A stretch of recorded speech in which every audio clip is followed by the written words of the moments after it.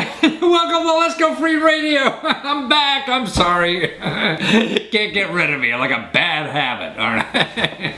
Anyway, we got 6 great programs to tell you about today. You know, for everything, free money, of course. That's all we're talking about here. And it's free services, stuff for you to do things you really want to do in life. You know, everybody says, "Oh, I can't do that because I don't have a lot of money or whatever." Man, I'm going to show you where to get the money to do that, and you don't have to have a nickel in your pocket to do it. That's so great about this country. There's so many ways to do things in life, but we don't know the good stuff because they're not advertising. So you got to find out yourself, and this is one of the greatest places, I think, to find out, because that's what I spent a lifetime doing.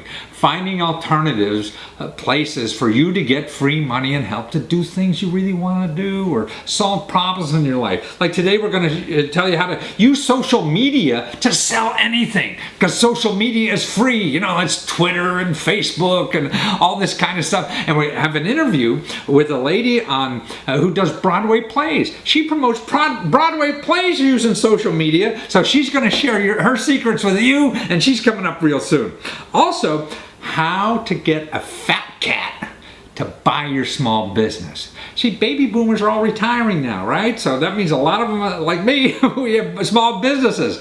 Now, that's our asset. We've been accumulating this asset. So now we have to find some fat cat, somebody wants to buy that business. Okay, now this expert will show you what you have to do with your business to make it very attractive for these fat cats to buy it from you. Because that's all your money is tied up in here. So you got to get it back and live the life of Riley, which I think is terrible to do anyway. You don't want to retire, might as well use it. For those who want to get rid of business, stay around. Okay. Also, I'm going to show you where in 30 minutes you can get $50,000, you know, as a nonprofit without being a nonprofit. This is where to get research money, you know, where people could donate research money for you to do neat things in life, you know, study stuff or travel overseas and things like that. And they could write it off as a tax deduction, and you don't even have to be a nonprofit. It's a fundraising site. So stay tuned and find out how you could be a nonprofit, you know, and get nonprofit money, but you don't have to be a nonprofit. Okay, so that's going to be real cool. Also, I have a great interview with a fellow who is getting $100,000 for a friend of his who has brain cancer, and how he doesn't have the money himself. He's not a rich guy, you know. He's a working guy out in California, but he found a way to get $100,000. He's a superhero in our society. So stay tuned and listen to how he does it, so you can do things like that for your friends and relatives, neighbors, or whatever. There's ways to do these kinds of things. Plus, I'll show you how to get a house for $1 where Michael Jackson lives. It's a government program. That's right. Houses for $1. They're giving away 50 of them just in this one neighborhood. And so stay tuned for that. Or how to get $60,000 from the government program to pay off your student loans. That's right. There's dozens and dozens of these programs all over. So stay tuned. We have interviews and more information coming up. Here they go. Well, now I want you to meet Amanda Pico, just like the tea, Pico. Well, she's a delightful person in New York City, right downtown Manhattan. And what she does is advertising for Broadway plays. Wow! Now, who could be in a better place to learn about advertising than those down on 42nd Street in New York City? And selling, you know, Broadway plays. That's what it's all about. But more importantly, she talks about how to use social media for selling. I mean, don't forget, social media is cheap. It's free. You know, you don't have to buy advertisements in newspapers and magazines and, you know, television and radio and stuff like that. It's free. That's why the magazines and newspapers and television and radio, they're all going out of business because people are learning how to use these things for free. Well, that's what she makes a living on. And actually what's fun about her is that she does it for Broadway plays. Wouldn't you like to know about that? Actually, when you listen to her too, you'll also find out what a dramaturg is. Right. I never knew. Well, I'm a little illiterate, so maybe a lot of you people know. Well, watch her and learn about marketing in today's society, using the tools in society. It's this thing, not the newspapers. Oh, Amanda Pico, I caught you and I'm drinking water on me. And you're the founder of the Pico Group. Well, I mean, what you do in marketing is just amazing. I mean, talking to you earlier, I mean, like, you can fill seats for anybody, right? And that's what life is about, filling seats, man, selling something. How do you do it for everybody? You don't know. Well, the Pico Group is a full service marketing and advertising agency. So Uh-huh. we do everything from creating the logos for a show to the websites, running all of the social media campaigns, and designing all of the ads for newspapers and TV stations and billboards and all the grassroots stuff. So a lot goes into filling seats and selling tickets on Broadway and off Broadway. But the techniques or the skills or the methods are the same if I had a little yoga store, right? Needed to fill the seats in the yoga place, right? I mean, Yeah, it's pretty similar. yeah. It's figure out what works and be a little creative about how to add some things in. So, who is your audience? Do you want to get out on the street and have some hand-to-hand contact face to face with people, or do you want Like to the create a naked cowboy community? out there, huh? Right. That's right. That's right. Yeah. Or do you want to create a community online and and work on Facebook and Twitter and have an Instagram account Mhm. and create meetup groups on meetup.com. So there are so many different ways of being really inventive and creative, and getting to your target demographic. And that's what really it's all about for theater, is Well, reaching that target market. target demographic. So that requires something, I guess, a little research. You have to sit down and figure out, or do a survey. How do you figure out who should be my, audience, or who are the people? So for theater, what we do at our agency is we have a research and analytics Ah, department. And before a show ever comes to New York City, there's two options. One is that the show has done an out-of-town workshop I or see. tryout. And then we have data from who attended the show, in the other market, and Mhm. what data can we extract from those ticket buyers, I and see. figure out how to clone those Mhm. people, that type of demographic in the New York tri-state area I market, and then of course roll it out to national and see. international tourists later on. But if a show has no brand, then it really is up to our research and our dramaturgy department. So we have an A what? A on-staff drama dramaturg, who? Dramatur? a dramaturg, yeah, and there's How actually do you spell that? Drama what? Ter? TURG. Dramaturg. What does that mean? I don't know. A dramaturg is someone who really gets into the meat of the show and works with and speaks to Uh, the creatives, the writers, the directors, choreographers, to figure out what the whole energy and purpose of the Wow. show is, Wow. and all of if there's history behind the show, Wow. if And it this takes. is in your marketing group. You got a dramatur, huh? Can I Yeah, we have a look on dramaturg on Craigslist for staff. ads for dramaturs? I want to be a dramaturg. Really? So, and these Well, you people have like to. Yeah, there's actually. they pull apart the play, kind of thing. They pull apart the play. Yeah. Yeah. Wow. And in our agency, our dramaturg is a really important role here, because she is not only the person who pulls apart the play and sits down and speaks with the creatives involved in the project, Mhm. but she also is looking at strategy about what else is in the landscape in theater at the same time that the show is going to be produced. And so sort of like a SWOT analysis, like what are the strengths, weaknesses, opportunities, and threats of the Wow. world around us. Wow, there's a lot of jargon here, like a swap, a dramatur. But what I'm really interested, in, being a sexist, male, interviewer here, is what did the dramatur do for the penis play you had? I saw. Well, we had a lot of data about that show, puppetry of Wasn't the. that from Australia or somewhere like that? Or yeah. Yeah, that's exactly right. It was from Australia, and it played in New York City several times. So we had information about, outside of New York, as well as Uh, previous runs in New York City. mhm. And then we worked a little bit on their national tour as well. So yeah, but that was a lot of actually bachelorette parties and Oh, birthday so it parties and was girls' penis related. That's interesting.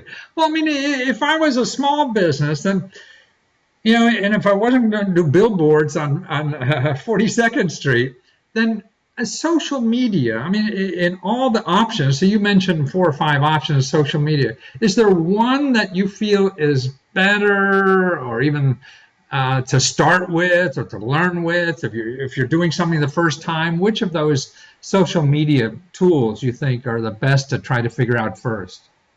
Well, Facebook and Twitter are the two easiest ones, and it really is important to have both because on Twitter, it's just like anything else. Wherever you market or advertise, you're speaking differently to people. So on Twitter, you have a max number of characters, so it's really short and to the point.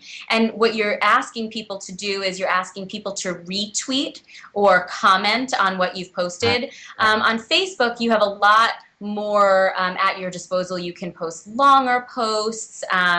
You can have people share your posts or your visuals. So really, those two together are the kind of no-brainers. You need to have both of them if you're going to really launch a social media. Those two, when you're tweeting or Facebooking, do you really say, "Hey, retweet for me," or send this to your friend? I mean, do you outwardly say those kinds of things you want to have happen, or do you imply that and be a little more subtle about it?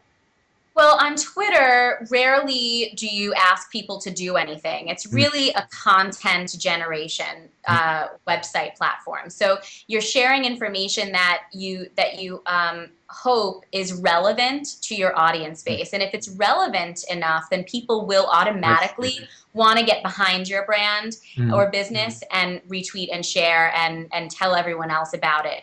On Facebook, you can do things like, forward this on or share this. You can actually run contests where you say, if we get up to X number of shares, every single person will win something. So there's an incentive to get people to get involved as well.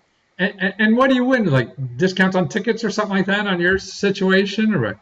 Yeah, discounts on tickets or free tickets or a discount to a local restaurant that's working with the show, or a free piece of merchandise that isn't sold at the theater yet. Like we're launching this new T-shirt or whatever the cool merchandise item is that you're a VIP and you're getting it before we sell it to the general public in the theater. I see. Well, that's a cool idea. I mean, to use social media to give an offer to something special that nobody else has yet, right? That's right, and it is about creating a community of people who are going to be loyal to your brand. So, on Broadway and in theater in general, shows can certainly run for long periods of time. Like Phantom of the Opera has been running for 26 years on Broadway, which is absolutely amazing.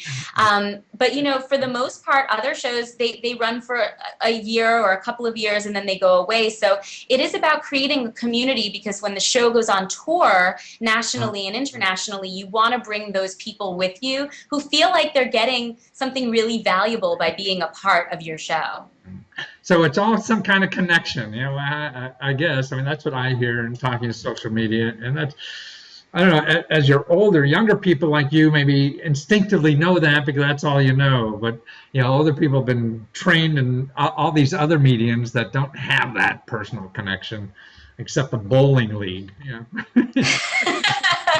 Well, that's right. And I think also because we're really in the digital age right now, and people are not getting in front of others, really, they're not having that face-to-face contact that they would a few years ago even. It is really important to have it feel personal and to really make connections with people online.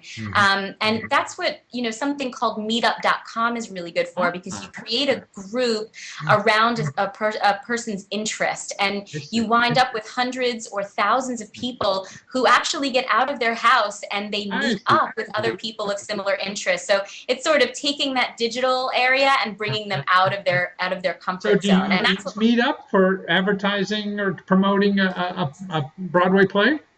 We actually, at the Pico Group, we have a meetup group called Perks of Being a Theater Lover. And we meet events. So we invite people to our shows, and then we partner with a restaurant or a bar nearby, and we, everyone has a glass of wine and some appetizers, then they see the show, then they meet the cast afterwards.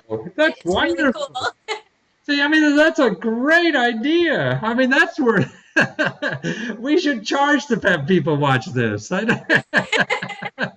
And that's meetup.com, right? Yeah. And actually, they can know a lot more by going the picogroup.com. That's where people really want to know to find out more about you and the great work you're doing and the inspirational marketing. And you don't sound like another stuffy Madison Ave marketing guy with a big cigar. You know? So, Although it is really fun to watch Mad Men and all the drama oh, that goes yes, on it behind the scenes. is. Our agency has a little less drama than that, but that is, it looks like a fun place to be. Yeah, well, yours looks Way more back. fun nowadays, especially as a woman back then. That sounded dreadful. Well, thank you, Amanda. Thank you for sharing your talent and your heart and all the things you do for everybody. Oh, Thank thank you so much for having me. It's been great. Take care. Bye. Well, isn't she great? Now, there's a lot of people out there telling you how to, learn social media, and they're charging hundreds and thousands and things like that. And actually, they're the people making most of the money in the business, is training other people, how to make money using that. But you could do it, trial and error, learn, pick up tips like from Amanda and things like that before you start spending hundreds or even thousands of dollars. Of people who are going to show you the secrets. There's no secrets in life. Most of life is trial and error. So you just got to go out there and try so you get the error and really learn the right way.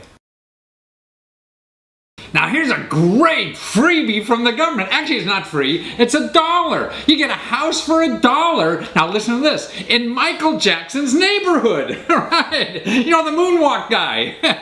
In his neighborhood. But be careful. It's not in Los Angeles where you had this big, mansion and horses and animals and everything. It's actually where he grew up. And that's in Gary, Indiana. Gary, Indiana, the mayor in Gary, Indiana hopes to give out 51 houses this year for $1, right? And the trick is that you have to stay there 5 years, then it's yours free and clear. That's right. And where else are you going to get a deal like that? That's why I see the real estate agents are never going to tell you about these kinds of things because they work on a percentage. What's a percentage of $1? So here's how to find out about the one in Gary, Indiana. Go to the website for Gary, Indiana. That's Gary, GARY.IN for Indiana. .us, and then click on the mayor's dollar home program, and then you'll see the requirements there, and they're very simple form to fill out and things like that. Now, if you're looking, you don't live in Gary, Indiana, or even though it's 15 miles, I think it's like 25 miles from Chicago, you don't want to move to Gary, Indiana. There's other cities doing this kinds of things because we have an overstock of houses that are getting run down and people aren't using them. So, to improve the stock, this is a great deal. So another way to find out, if there's in your area, go to this HUD site for the HUD counseling, housing counselor programs. Now they're all over. There's thousands of these, and you could find your local office, but just going by HUD.gov and searching for the counseling offices. There's a big map of the United States. You plug on your state, you see all the counselors there. They're free. You could contact one of them and find out about programs like this in your area. And that's why there's all kinds of stuff like this. They're not going to be advertised on TV and things like that because nobody's making money off of them. So you gotta take effort on your own behalf to find out about these things. And there's no magic. We live in an open society most of the time, and people are watching us anyway, that you could find out about this. So housing programs, HUD counseling, okay? House for $1, can't go wrong.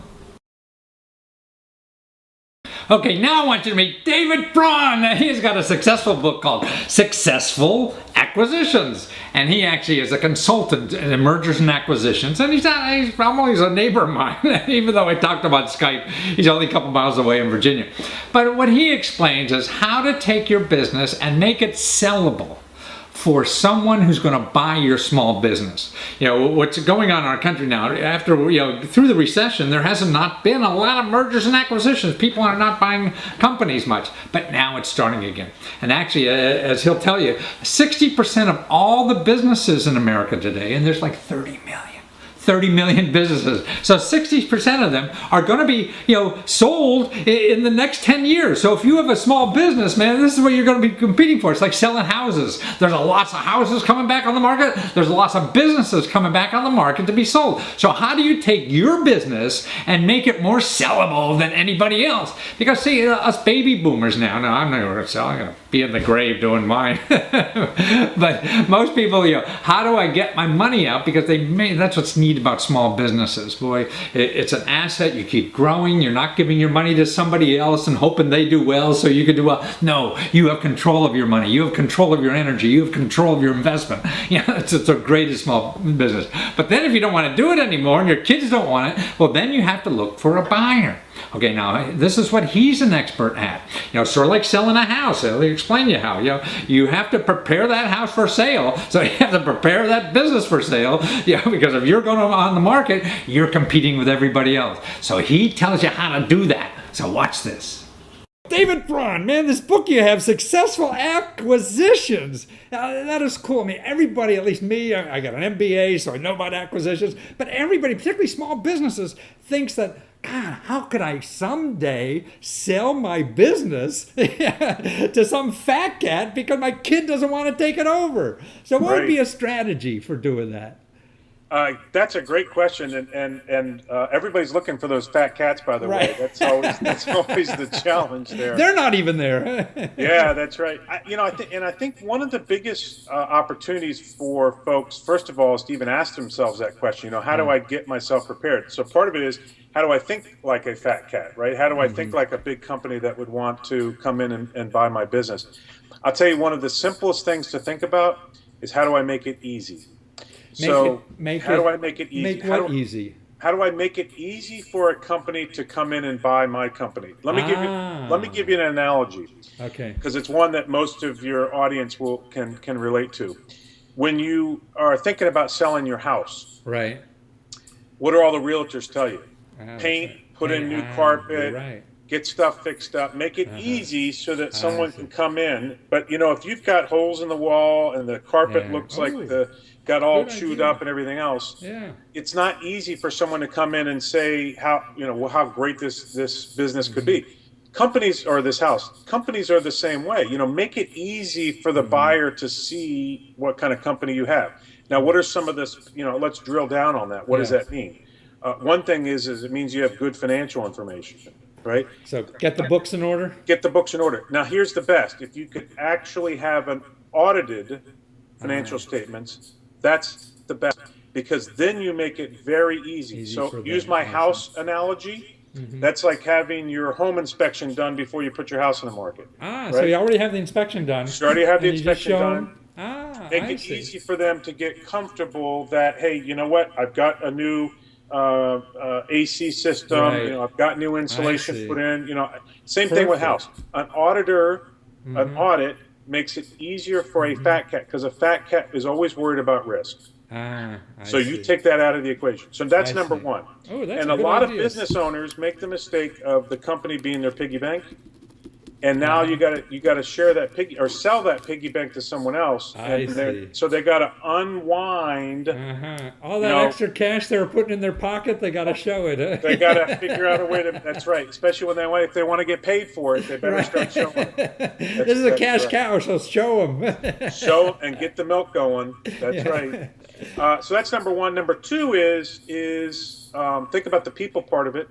What do you mean? So if you are so instrumental in the success of that company, you add risk to it, because that means that's like going to the car dealership, buying a car from the salesman, but that salesman has to drive the car because they're the only one that knows how to drive it, right?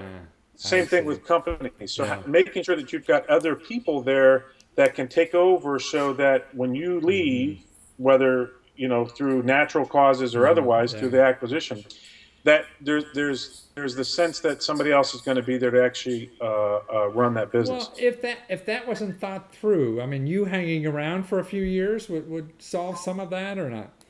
Yes. Yeah, but here's the problem. Most buyers also know that they can't make you stay. I see. Right? But your willingness to do that absolutely helps. I see. But you better do that before you're 90 right? So it wouldn't work for me. You better have that ready. So and what we see today is that all the studies are showing that the average age of small businesses is continuing to go up. I just heard a statistic this week that said the average age of the owners, or what? Yes. Yeah. And the statistic that I heard this week was that 60% of companies will be sold in the next 10 years. 60%? That's a lot. I mean, we got like 20, 30 million companies or something like that, isn't it? It's a lot. Yeah, there's a lot, and so 60%. No wonder you're in business, man. You got a lot of. You're in the growth business. You got a lot of baby boomers that have been holding on to companies and they haven't been able to sell for the past few years. That's where a lot of their wealth is, and they better start figuring out. And you know what? That makes it more challenging to be of interest, right? So you're going to have to vie for interest because there's going to be more supply coming onto the market. More options for buyers. That's exactly right. Yeah, more houses on the market. More houses on the market. So my third of my top three there, the third one I would say is if you've got liabilities, like if you've got some warts and things like that, either fix them or be prepared to identify them. You mean like, oh God, I mean, I owe $100,000 to somebody and that kind of stuff? Yeah. Yeah, so common one is maybe you've got employees that you're paying like 1099 and they really should be employees and you're paying subcontractors. Or maybe it's that you really didn't pay the taxes that you should have, or you didn't have the proper licenses or things like that. Because you know what? Get that out. If a fat cat, to use your words, comes in and finds that stuff, and they will, their level of interest is going to go away fast. So if you at least mention these things you're doing wrong first, so they know up front, even if you don't you don't fix them yet, they know. I would much rather me tell them bad news than them find it. Right. Because they will find it. They will find it. That's their job. They're not going to give you more money. They're not fat cats for nothing. That's right. And they pay people like you to go in and find those problems. Right. Well, David, that's wonderful help. So any small business could be up for sale for some fat cat and a way to finally get the money out of your business when your kids don't want to take it over, right? Yeah, don't want to or aren't qualified to. Right, exactly. And you're at successfulacquisitions.net, successfulacquisitions.net. Not going to spell all that out, but we'll put it on the screen there. And it's David Braun, and you have a consulting business that does this, so you're an expert in this field, and thank you for sharing all this. It's very helpful for people to know more about their options in life, and we do have them, and you're creating them for people. Thank you, David. Thank you for having me. Appreciate it. See, it's just a few easy steps like everything else. There's no magic in the world. You just have to take the time to do it. And that's what he does. He outlines a plan, and it's all sort of simple stuff you need, but you probably avoided it because who wants to do all that nasty accounting and things like that? Well, I'll show you where to get that help for free, too. See, all that kind of help is also for free. So take David's advice, and get prepared. Prepared person is the one who gets the most opportunities in life.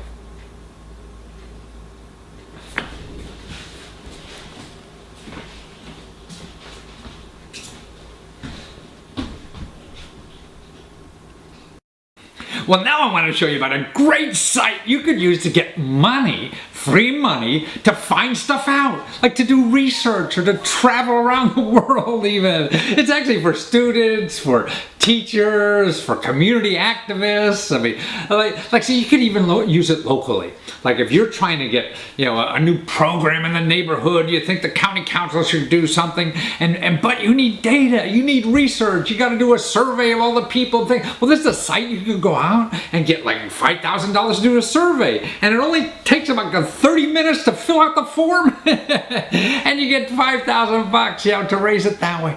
But see, more importantly, it's a site, it's through a university, so it's a nonprofit. You get the funds to do what you want, but because it's coming through a nonprofit, people can give you the money and write it off on their tax deductions. God, where else are you going to do that? There's no other site, that you could get money as a nonprofit and not be a nonprofit. See?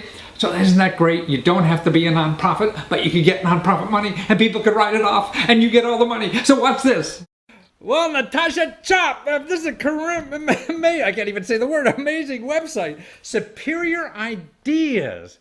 Man, why are all the superior ideas coming from upstate Lake Superior in Michigan? Because we are superior. Right? Is that why you call it Superior? Because of Lake Superior? It kind of did come from, having I like see. superior right. Well, I thought I was clever. Okay, I'm sorry. I'm not good enough for your site. If it's not my idea is not superior enough. But this is really a crowdfunding site for researchers and academics, and you raise money to do good work and solve problems in our society. More important, that people could give the money and they get a tax write-off, right? Yes, correct. That's a big benefit of ours. God, nobody else doing that. How'd you figure out to do this? Well, we figured out just through our university and running it through the Michigan Tech Fund, which is tax deductible. So it works in our advantage. Yeah, not many people have the 501c3. Right. Right. And then if I was going on another crowdfunding site and I was going to do a do-good project, I'd have to have my own 501c3 so people could write it off, right? Yeah, and that could become... Oh, man, then I got no money left. This way, I just use you. So anybody, I guess, involved with the university, or even if you're not with a university, if you have one nearby, you could go over to talk to somebody if you have an interesting problem to solve. I mean, Yeah, we like to keep it strictly university-based. So, yep, if they compare with a researcher at the university, that would be great. Yeah. Yeah, I mean, this thing but you have this researcher, I guess she's up at your school, who figured out how to get baby tears and determine how healthy the baby is just by looking at the tears. Huh? Yeah, yep. So, yeah, she's doing really great with that. Yeah, and she's looking for like $10,000. It looks like she's well on her way, and almost, getting close to that, huh? Yep, and she's actually, that was just to get data. She actually got a nice sized gift from a foundation, from the Gerber Foundation. Oh, well, good for them. So she's doing really great with that. And also your site, as opposed to a lot of other sites, if you have a quota, if you don't make that quota, you ain't getting a nickel, right? But here you get anything you make, huh? Yep, because it's people that want to donate to research. So anything counts, for research if it goes any amount. So we like to keep it so anything donated, the researcher gets. So, I mean, I'm thinking, like, if I'm a student at some university, say, hey, I want to go to, Bangkok this summer and study something.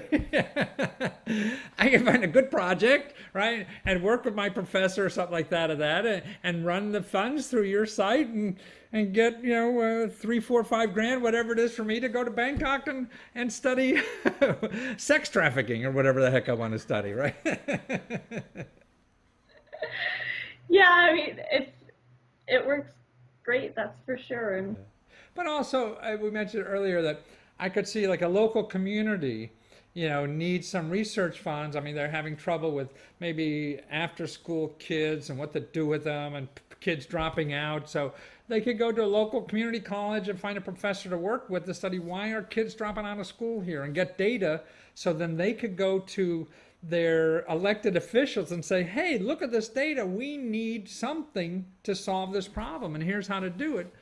Yeah, it could be beneficial for everybody. Yeah, so they could get the data get the money through your site to collect the data, and then have something substantial to go to the county council or whatever it is to get some bloody laws changed so we stop these kids from dropping out, right? Yeah, so that's the power of research, and that's why I think here what you're also doing is showing people, because an average civilian, let's say, doesn't hang around campuses all the time, doesn't even think of research. They look at an anecdote, and and then hope to change the world because they know one story. But if you come to fight the system with good data, that's collected, that's expensive. It may cost you a few $1,000s to do that, right? So your site seems to be a special place to raise that kind of money to make substantial change in your community. What is it? Whether it's to identify how sick babies can be cured, or kids dropping out of school or whatever. That's why I just think it's an important thing you're doing. Mm-hmm. Yeah, one of our projects that we're really proud of was we had a student enterprise group do a mobile medicine clinic that went overseas. They drove overseas, or They brought it overseas, but they took a van and converted it into kind of like a medical van. And they actually just got back from overseas, so I'm going to ask them for the data of how many people they were able to help. And what country did they go to? Do you know? Remember what? Was it Ghana? See, so it was like somewhere in Africa or something like that. They took it over to people who really need any kind of health care, and so they had this mobile little clinic. They got a match on. They said whatever was raised on the website that they would match up to $4,000. Wow. So just having stuff like that too really helps. So it's how a band sometimes has to raise money to get to New York for the concert. So and then somebody also matched that money. So you're saying that you're going somewhere or solving a problem and somebody matched it, and you really provide that platform and the vehicles, so nobody has to figure all that stuff out. Hey, how do I get $5,000? So you just go to your site. And how long does it take to put up a page on your site, you think? It doesn't take long at all. We have a feature where you can just submit your own project, and I'll get notified if somebody submits a project. They just enter in all their information, their photos, they can do videos, they enter the project description, and then it'll come to me and I'll take a look at it, and then I'll contact that person's contact. I see, right, at the university. So it looks like a half hour or so, filling out this form, and it doesn't take long at all. And then I get $5,000 in a half hour. Where else am I going to get that? Not at the lottery. But more importantly, that you're doing it to solve real problems in the community, and also people can be involved in solving problems that they like, instead of giving money to someone anonymously in some bureaucratic office who decides who gets the money. You're deciding who gets the money. Well, like a lot of people do, donate to the university that they went to before, or to the department that they went to school, and so it's kind of like break it down a little bit further and let the person choose like what kind of research they want to donate to. No, and then they become personally involved, and then just knowing they have to read the data probably because they're interested in it, so they get an education out of this too. Something that it'll never be written up in the magazines, Yeah, it's a lot about the outreach to make people aware of what's going on and if they want to help, and we hope also that it would help with collaborations between researchers. Yeah, like if somebody from another researcher came to the site and saw something that they liked, then they could contact that researcher and be like, hey, let's do this together. No, that's what's great. If nobody knows what you're doing, boy, you can't get any help at all. So this is a way I'd go shopping. Who's doing what, and how could I help somebody doing something, or my research, maybe you can help somebody else's research, and this is how I think we grow as a society, and you're making us grow faster. So thanks for staying indoors in that cold weather up there in Upper Michigan and thinking this up. Well, thank you so much, Natasha. Best of luck. Take care. All right. Oh, superiorideas.com, right? It is a .com. Oh, .org. Silly me. superiorideas.org. Don't forget it. Thank you. Now that truly is a superior idea. See, only people up in the cold weather in Upper Michigan think like this, The rest of us are probably too lazy. That's a great opportunity. People, there are students looking for research projects or whatever to do. People at the local college. I mean, they gotta know about this. Everyone has to know about this. Go out and do things, solve problems in life. You want to go to Africa and see how big the elephants are to count their tusks or something. This is a way to do it. So take advantage of it. Hey, the government's giving away an extra $60,000 to pay your student loans. That's right. Actually, it's government programs. It's the federal government, state and local governments, all over. And what it is if you take certain jobs, you applying, looking for work. So you take one of the jobs that they really need people for, they give you an extra $60,000. And it's the kind of jobs you never think of, like everything from a social worker to a dance teacher. Right. And it's at the federal government. There's a lot of jobs in the federal government that give you this kind of money to help you pay for federal loans. And it's called the Student Loan Repayment Program. So if you're looking for a federal government job, and don't forget, only 20% of the federal jobs are in Washington, D.C. The rest are all over the country. And you're worried about how to get a federal job or do these things, call your local elected official, your congressman's office, your senator's office. You don't know how to find them, your local library will tell you, or just call 211. That's the information hotline for all this kind of stuff. And they'll help you. So it's federal jobs, and you're looking for programs, federal government jobs that offer student loan repayments. And there's literally dozens, hundreds of them. And also at the state and local government too. So check out whatever state you're in, and look for, like here in Maryland. Okay, they have something called the Loan Assistant Repayment Program. And it's for state employees, county, local governments, everywhere. So that's why there's money like this sitting around there. So to get an extra $60,000, man, you're not going to even make that kind of money on a salary. And they give you that extra just to pay for student loans. And student loan debt, man, is like bigger than credit card debt now. So this is a big problem in our country, So this is one of the ways that you could help solve that problem. And fortunately or unfortunately, it's government money again. Okay, I got another superhero I want you to meet. Man, Ryan Wise. He's a filmmaker out in Los Angeles. A young fella he works with, the fella's like only 30 years old, got brain cancer. Doesn't look like his friend, who's Joe Northrop, had very long to live. But, Ryan is a hero. He's went on the web and he's raising $100,000 for him and his family to cope with all the unpaid health care bills they're going to have, because the insurance companies don't pay for anything. Actually, the insurance companies fight them every step of the way. My cape's falling off. That's with me. I'm not a hero. Ryan is. The cape knows I'm not a hero and is getting rid of me. So that's what's important. Here's a friend, Ryan, who took it upon himself to go out and help solve Joe's problem. Ryan doesn't have a lot of money himself. To me, he's a young man too. Everybody is to me. Getting through life, but he's taking the time from his life to solve that problem. And that's why Ryan's a superhero. And this is why I'm trying to encourage other people. Man, we see problems in front of us all the time. Now, what we have to do is find a way to stop our lives and solve that problem. Don't leave it for somebody else in society to do it. You could do it. And see, there's ways on the internet to do this. And that's what's great. You have the tools right in front of you now to solve problems that you see that are right in front of you. Just don't, say, somebody else will do it, or I can't do it, or things like that. You can. Okay? So watch how Ryan did it.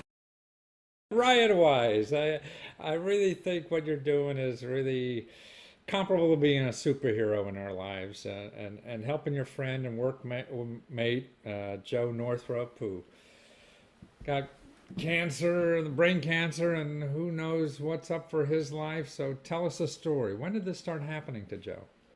About 6 years ago, he started getting a tingling sensation, and he thought it was like a pinched nerve. Mm-hmm. And then he didn't think anything of it, and then his girlfriend said, "You need to go to the hospital." And then they found out that he had brain cancer.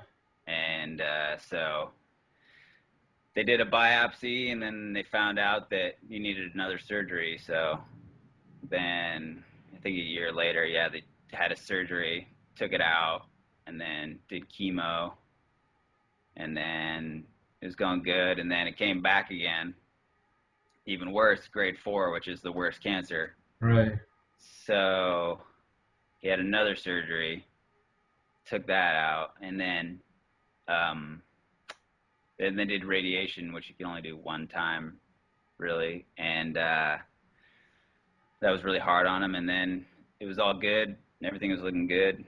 And then this last May, it came back even worse than worse than the worst cancer. It was on his brainstem, which you can't operate on because you'll just be like a vegetable at the best case scenario. So now he has inoperable brain cancer, so he can't even do anything. So they can't do surgery without killing him. So they did radiation on the brain stem because it was a different side of his brain. Really, really intense, hard radiation, and then he's doing a bunch of chemo and just still fighting. The doctors gave him 2 months to a year to live, just like May. So. And he has a newborn child. Like how many months? Yeah, he just got married, and then he has a new baby, the cutest thing ever, and she's like 10 months old now, and yeah, he's only like, in his early 30s. He's just a young kid, so. Wow. So he's got a wife, a child, 7-year-old. His prognosis is 2 months to a year. And mom now is going to be stuck with a bunch of bills too.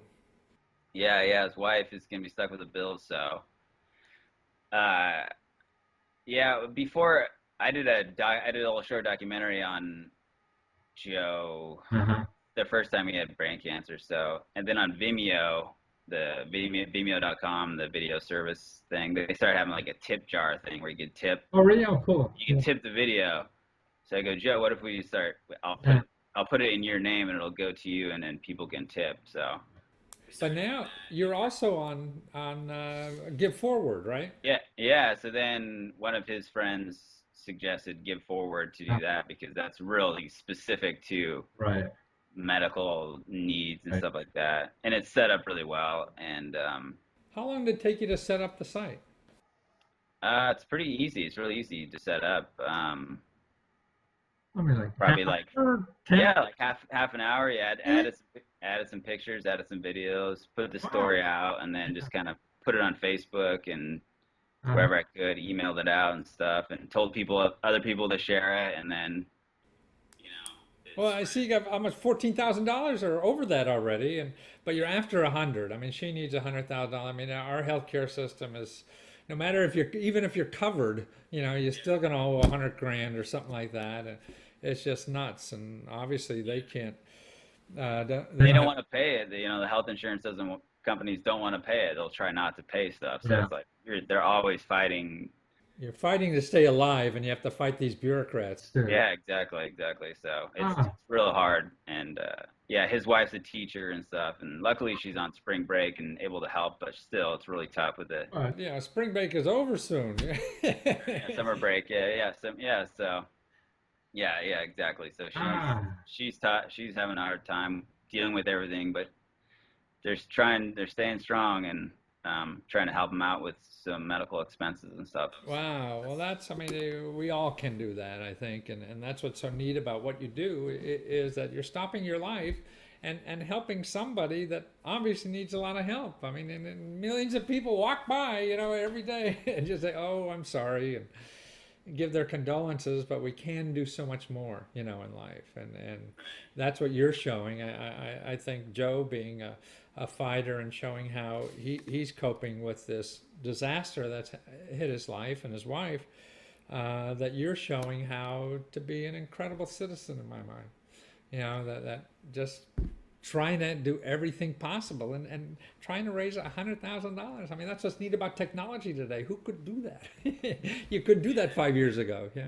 Yeah, it's awesome. It's really cool because Joe, he doesn't really look at computer screens anymore and TV very much because it's hard. He can't concentrate, and it's hard it kind of hurts him. So he kind of knew I set it up, but then later on, like after a month of it, he actually started looking at it and looked at all the comments and and he didn't know how much people pledged or whatever. Yeah. And just seeing the comments and seeing that everyone put money into it made him like keep fighting, and it was really cool to see. Wow. Like he's like, it meant a lot to him that everybody cared, and people that he didn't even know, were like donating money. I mean, that helped more than the money, I think. Just the thought of people that's interesting doing that. So it was really cool to, So even if you don't want to give, I mean, you go to the site, giveforward.com and search Joe Northrop, right? And leave Joe a note so to make him stronger for fighting what he has to, because I'm sure he's fighting real hard for that little sweet baby he's got. Yeah, she's a cutie. She doesn't want, yeah, he's fighting. He's fighting hard. He's not giving up. I mean, sometimes he wants to, but like just the Give Forward page, encourages him to it helps him keep going, because he wants to give up sometimes because it's so hard on him. I don't know if I'd be as weak. I'd be looking at pulling the plug. I mean, it's easy, and that's why with you, I mean, you have somebody out there raising money for me. I mean, somebody wants to help me get $100,000, so that has to be inspiration too. So, Ryan, I think what you're doing is great, and I wish more people were like you in the, in the world. That's the world I want to live in, with lots of Ryans around. And people are helping friends like Joe, and Joe needs the help. And I hope people go to giveforward.com, search Joe Northrup, right? Yeah. And give what you can. And even if you don't give, just send Joe a note and best wishes to everything, and keep fighting. Well, thanks for you being around, Ryan, and fighting for Joe. We need you too. Okay. Well, isn't he a sweet man? I mean, even if you're not sweet, you could still solve problems like Ryan did. And if you do, I'll send you a super cape, a superhero cape. I'm going to send one to Ryan right now. Okay.